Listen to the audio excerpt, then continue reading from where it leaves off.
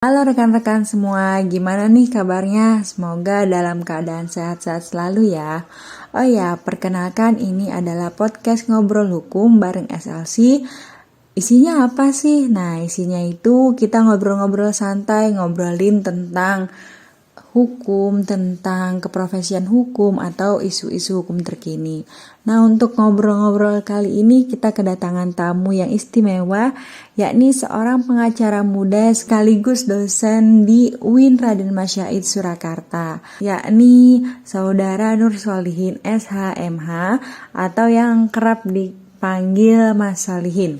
Nah, pertama yang mau saya tanyakan, asik gak sih Pak jadi pengacara tuh? Jadi pengacara ya asik kan. Nah, kalau mau jadi pengacara itu step by stepnya gimana? Atau langkah-langkahnya, apa pendidikannya itu gimana? Untuk menjadi seorang advokat itu membutuhkan langkah yang lumayan panjang ya. Khususnya setelah kita lulus S1 yang jelas itu ya. S1 Fakultas Hukum atau yang berlatar belakang tinggi ilmu hukum. Seperti itu. Misalkan kita lulus Fakultas Syariah ya, nanti ada program namanya pendidikan khusus profesi advokat atau pendidikan pelatihan profesi advokat. Nah, nanti kita bisa ikut pendidikan itu. Setelah mengikuti pendidikan tersebut, nanti akan ada yang namanya ujian profesi advokat. Nah, setelah nanti kita ikut ujian dan lulus, nah nanti kita akan bisa dilantik sumpahnya di pengadilan tinggi di masing-masing wilayah domisili kita berada. Gitu. Tapi jika belum lulus ya kita nanti ngulang lagi di ujian tersebut, ujian lagi gitu. Dan tentunya kalau advokat itu ya ada persyaratan khusus ya yang harus dipenuhi. Salah satunya adalah usia. Nah, jadi untuk bisa dilantik menjadi advokat itu usia minimalnya adalah 25 tahun ya, 25 tahun.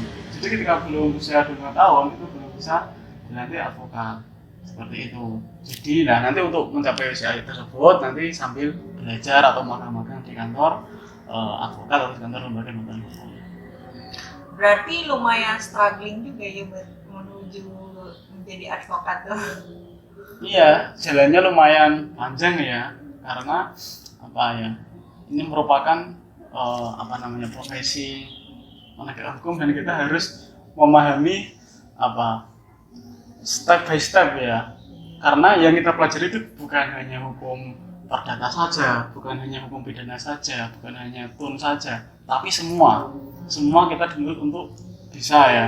Mulai dari proses pendampingan luar pengadilan sampai proses ke pengadilan. Tentunya kalau ke pengadilan itu kita harus menguasai pemberkasan seperti membuat surat gugatan, surat jawaban, kemudian replik, duplik, sampai kesimpulan dan sebagainya. Itu untuk perdata ya.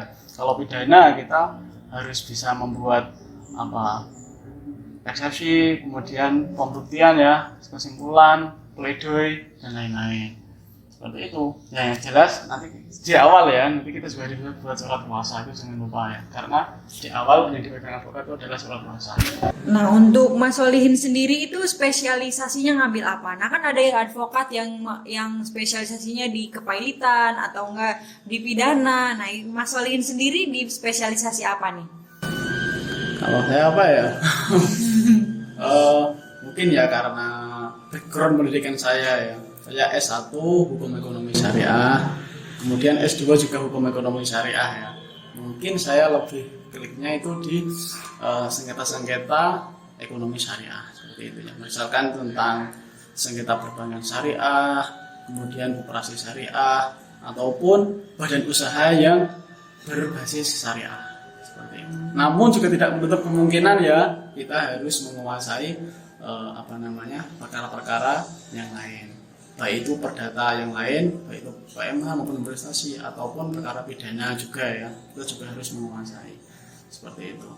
Karena seorang lawyer kita dituntut untuk bisa menguasai semua ya, baik itu ilmu pidana, perdata, tun, tipikor dan lain-lain ya, kita harus bisa dituntut seperti itu. Selama perjalanan karir, nih ada nggak sih kasus yang sulit atau enggak unik yang pernah ditemuin sama Mas Solihin? Kalau kasus yang unik ya, yang unik itu banyak ya, banyak. Khusus apa? Dari pengalaman saya itu khususnya di pengadilan agama itu ya, itu unik kasusnya. Karena apa? Karena berkaitan dengan perceraian itu ya. Masalah rumah tangga gitu ya. Jadi bervariatif ya masalahnya. Ada yang penyebabnya apa? Gak dikasih nafkah, ada yang sebabnya sepele gitu, tapi mengajukan perceraian seperti itu. Kemudian pada agama juga itu ada itu banyak banget ya. Dan saat ini pengadilan setelah apa namanya undang-undangnya dirubah itu ya, yang sekarang harus 19 tahun untuk minimal ya bagi laki-laki maupun perempuan.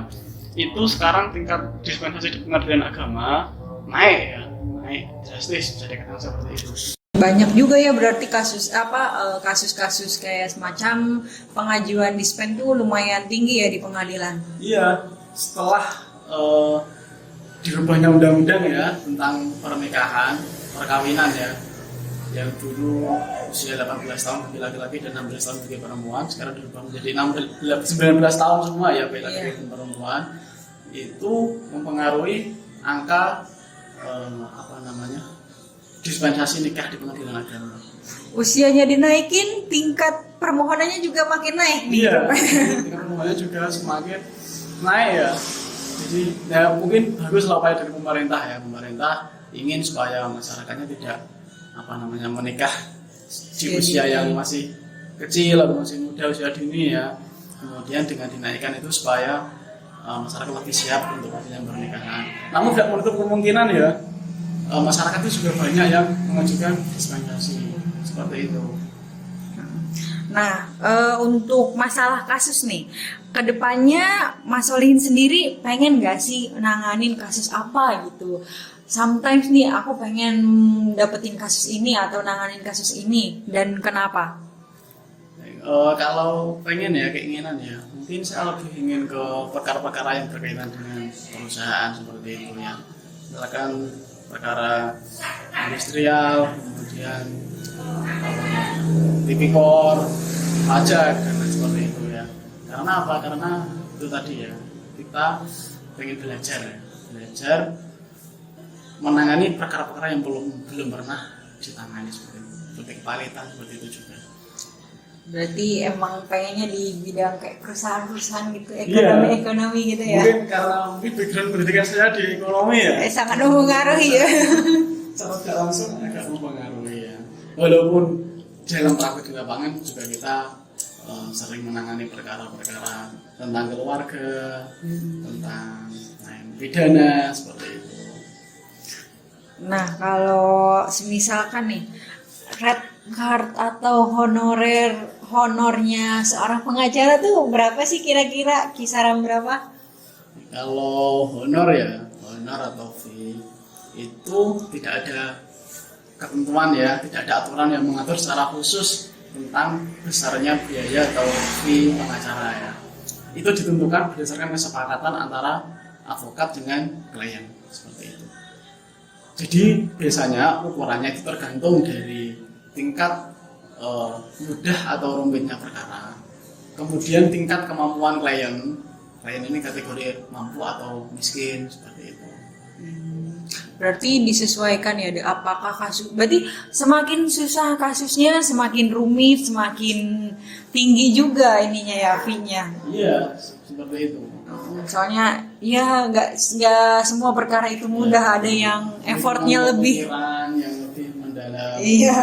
Kan tadi disesuaikan dengan kemampuan, ada yang mampu dan ada yang tidak. Nah, untuk masyarakat sendiri yang berperkara tapi mereka memiliki keterbatasan ekonomi, nah itu gimana? Nah, untuk masyarakat tidak mampu ya, pemerintah dalam hal ini diwakili oleh Kemenkumham itu sudah membuat regulasi ya, dan implementasi regulasi itu sudah dilaksanakan ya, kerjasama dengan lembaga bantuan hukum yang sudah terakreditasi. Nah, LBH tersebut concern ya mendampingi masyarakat yang tidak mampu, yang mana nanti anggarannya diganti agar penanganannya itu ya. Berarti ada anggarannya tersendiri ya untuk itu? Iya, itu untuk LBH yang terakreditasi ya. Jadi nanti misalkan mereka tidak mampu ya, silahkan datang ke LBH terdekat yang sudah terakreditasi ya di Kemenkumham. Nanti di sana minta bantuan hukum. Nah nanti di sana ada prosedur sendiri ya, misalkan mengisi formulir permohonan, nanti menyertakan surat keterangan tidak mampu, kemudian menyertakan identitas lain ya yang diperlukan. Nanti setelah itu persyaratan terpenuhi akan didampingi oleh advokat atau pendamping yang ada di LBH yang ada di tempat meminta bantuan tersebut. Keterbatasan ekonomi itu tidak menghalangi kita untuk mendapatkan keadilan seperti itu ya? Iya, untuk sekarang ya pemerintah kan dengan semboyannya akses justice ya, jadi keadilan bagi semua orang gitu ya. Jadi masyarakat tidak beda-bedakan untuk meraih keadilan. Ini sedang diupayakan oleh pemerintah ya, dan emang sudah terrealisasi ya. Dalam hal ini diwujudkan dalam bentuk upaya-upaya pendampingan yang tidak mampu melalui LBH. Jadi masyarakat tidak mampu pun bisa mengakses keadilan. Dalam hal ini bisa didampingi oleh lawyer ya, yang mana selama ini stigma pengacara itu mahal dan lain-lain. Dengan menggandeng LBH yang ada ya, itu bisa menyentuh lapisan masyarakat yang paling bawah yang tidak mampu. Ngomong-ngomong masalah stigma nih ya, kan di masyarakat kita ini ada stigma kalau itu kembali lagi kepada pribadi masing-masing advokat ya, karena mungkin ya antara satu advokat dengan advokat yang lain berbeda. Ada yang advokat dia jiwa sosialnya tinggi, jadi dia menolong orang-orang yang tidak mampu, masyarakat yang tidak mampu, ya tolong, kemudian dengan fee atau kompensasi sewajarnya. Ada juga advokat yang tidak mau ke ranah yang sosial ya, tapi dia khusus ke profit misalkan. Ada juga. Dan misalkan kalau mau nyewa jasanya harus dengan jasa sekian gitu ya, ada juga. Dan itu pilihan kepada advokat masing-masing, dan tidak ada aturan yang memperbolehkan atau melarang. Jadi dibolehkan ya, seperti itu. Terserah mau pilih yang mana. Yang jelas tidak bertentangan dengan kode etik advokat. Berarti itu balik lagi ke individu advokatnya ya, apakah beliau emang berorientasi duit dan atau emang berjiwa sosialnya tinggi seperti itu ya? Iya, jadi ya kita perlulah, duit perlu ya. Namun juga kita tidak boleh melupakan sosial ya, karena kita makhluk sosial ya. Kita mesti membutuhkan bantuan orang lain. Karena saling membantu itu indah. Iya begitu. Nah terus buat teman-teman mahasiswa hukum atau enggak dede-dede nih yang mau masuk ke hukum, yang pengen jadi advokat, itu apa aja sih yang perlu disiapkan biar nanti kita tuh siap gitu buat jadi advokat? Baik. Yang pertama yang jelas ya, harus giat belajar. Modal awal ya, karena dalam profesi advokat itu kita mau tidak mau dituntut harus terus belajar. Karena apa? Karena perkara itu setiap harinya berkembang terus ya. Jadi kita harus up to date ya, mengikuti perkembangan zaman, perkembangan perkara seperti itu. Jadi kita harus banyak belajar, kemudian berani ya yang jelas itu. Jadi mental kita harus kuat ya. Kita harus siap menghadapi apapun ya. Baik. Karena kita sebagai pembela, jadi kita harus siap menghadapi risiko-risiko yang mungkin terjadi. Berarti harus up to date terus, intinya tuh harus niat ya, harus suka dulu sama harus suka biar nggak ada keterpaksaan gitu. Benar. Jadi kalau advokat harus kalau emang pengen terjun dunia advokat harus suka dulu. Karena segala sesuatu yang kita jalankan dengan perasaan suka, itu hasilnya akan indah seperti itu. Lebih ikhlas gitu ya istilahnya.